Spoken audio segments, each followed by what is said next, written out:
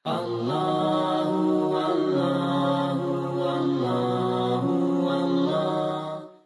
Kalau kita tanya kepada di luar, Islam ini nampak susah. Betul ke tidak? Tanya kat luar, bukan kat sini. Kalau kat luar, orang kata nampak Islam ini susah. Betul? Tetapi kita pun nak tanya, Islam ini susah di mana? Kerana kalau kita lihat di dalam Al-Quran, ayat yang saya mulakan tadi, iaitu surah Al-Insyirah, surah ke-94 ayat 5 dan 6, Allah Subhanahu wa taala berfirman, fa innamal yusri yusra. Sambung. Innamal yusri yusra. Apa maksud dia? Dengan setiap kesulitan, maka akan hadirnya kesenangan. Setiap kesulitan pasti akan hadir kesenangan. Maksudnya Islam senang ke susah? Sepatutnya senang. Kenapa nampak susah? Jawapannya di penghujung ceramah. Contoh, saya tanya adik-adik hari ini. Boleh tolong jawab dengan cepat lah. Jangan fikir lama-lama tau. Tolong jawab cepat. Boleh ke? Dalam Islam babi boleh makan ke tak? Dalam Islam babi boleh makan ke tak? Saya tanya sekali lagi. Dalam Islam babi boleh makan ke tak? Dalam Islam babi tak boleh makan? Kejap. Siapa yang kata boleh? Angkat tangan. Cikgu, ni liberal. Kenapa dalam Islam babi boleh makan? Ha? Oh, okey. Dia kata dalam Islam babi boleh makan masa darurat. Boleh tak saya tanya satu soalan kepada adik-adik semua?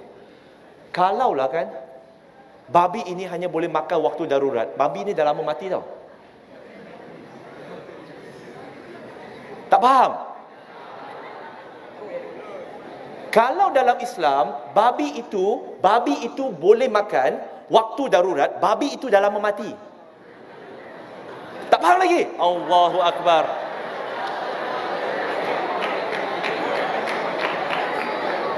Faham ke tak?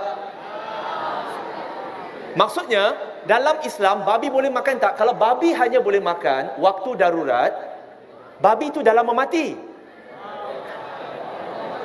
Babi itu waktu dalam darurat baru boleh makan. Faham ke tak ni? Siapa yang tak faham angkat tangan?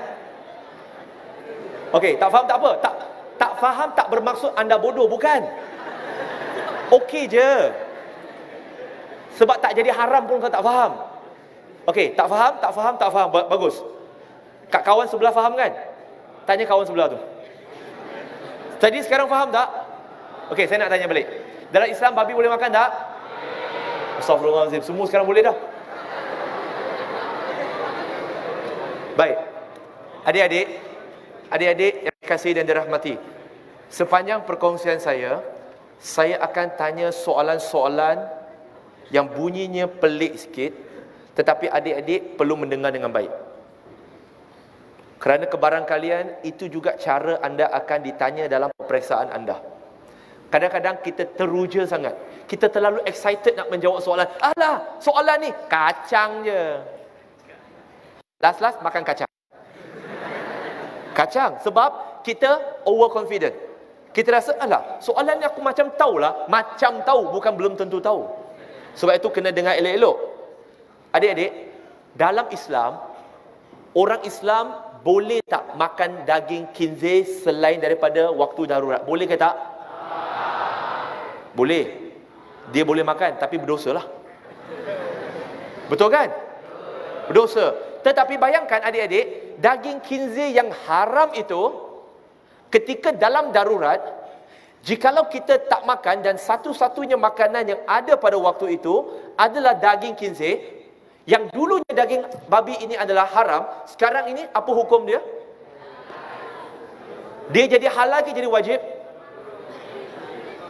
Sekarang kalau tak makan dan kita akan mati, babi yang tadi haram tu jadi wajib untuk kita makan. Faham tak maksud saya? Sebab itu Allah Subhanahu Wa Taala sebut apa? Fa innamal yusri yusra, innamal yusri yusra. Dan semua ini nanti tak apalah. Ustaz Zakaria dia lebih mengetahui tentang prinsip-prinsip usul fiqh yang mungkin akan belajar nanti. Tetapi maksudnya, dalam Islam, kita ada satu prinsip yang sangat senang. Iaitu, apabila hadirnya kesulitan, hadirnya kesukaran, maka dia akan dilepaskan dan akan dipermudahkan. Benda yang haram jadi halal. Contoh, arak, bir. Tahu bir? Halal ke haram? Siapa kata? Ginger beer halal tak? Root beer halal tak? Root beer boleh minum tak? So, halal ke haram? Saya banyak tanya soalan tricky sebab tu adik-adik kena banyak fokus. Secara umumnya, bir yang beralkohol itu adalah haram. Haram. Tetapi, dalam keadaan darurat yang kita tak ada air, kalau tak minum, kita akan mati. So, sekarang arak itu jadi halal ke haram? Ketika bulan Ramadan, wajib ke tidak untuk berpuasa? Tetapi, ada tak golongan yang tak diwajibkan puasa? Siapa mereka? Orang sakit lagi? Orang tua yang tak mampu lagi? Ada satu golongan yang kadang-kadang kita terlupa. Orang yang bermusafir. Tahu apa itu tak orang yang bermusafir? Orang yang dalam perjalanan. Orang yang di dalam perjalanan jauh, dia diperbolehkan untuk tak puasa. Bayangkan, puasa itu adalah wajib, tetapi kewajipan itu dilepas. Allah Subhanahu wa ta'ala kehendaki untuk hambanya, bukannya kesulitan. Mahukan daripadanya ialah kemudahan. Baca di dalam surah Al-Baqarah, surah yang kedua, ayat 185, Allah Subhanahu wa ta'ala mengatakan bahawa agama Islam ini adalah mudah, simple, easy. Surah Al-Baqarah, surah yang kedua, ayat 286. Allah berfirman, Allah tidak akan menguji kamu melebihi apa yang kamu mampu. Ada berapa nama Allah Subhanahu wa ta'ala, adik-adik? Tidak kurang dari 99. Antaranya ialah Allah Al-Alim. Maksudnya, Allah Maha Mengetahui. Allah Al-Hakim. Allah Maha Bijaksana. Allah Al-Ghafur Ar-Rahim. Allah Maha Pengasih, Maha Penyayang. Betul ke? Maksudnya, bila Allah Subhanahu wa ta'ala memberikan sesuatu yang pada pandangan mata kasar kita, tahu maksud mata kasar?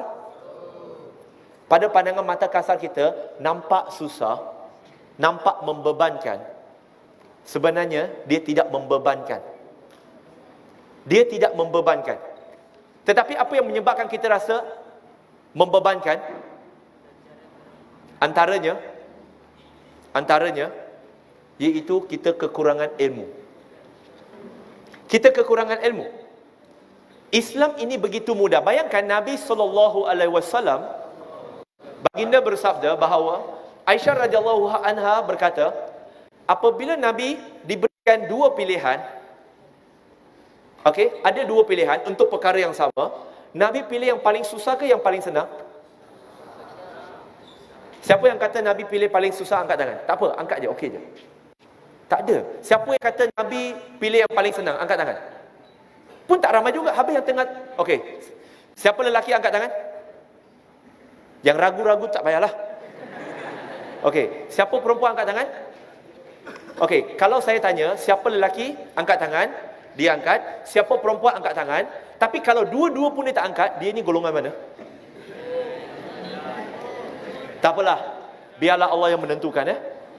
Baik, adik-adik muslimin dan muslimat, Aisyah radhiyallahu anha sebut, apabila Nabi Muhammad SAW diberikan dua pilihan, Nabi akan pilih yang paling mudah selagi mana yang tidak bercanggah dengan syariat.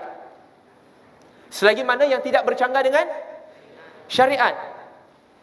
Adik-adik muslimin dan muslimat yang dirahmati oleh Allah Subhanahu wa taala, saya datang bukan sekadar nak berjenaka, nak berlawak dengan anda. Bukan. Bukan juga nak datang dengan nada yang sangat serius. Dengar. Tak boleh. Jangan tidur. Bangun. Tidak. Tetapi kita nak santai, pastikan sampai. Sebab adik-adik majoriti lahir dalam Islam. Allah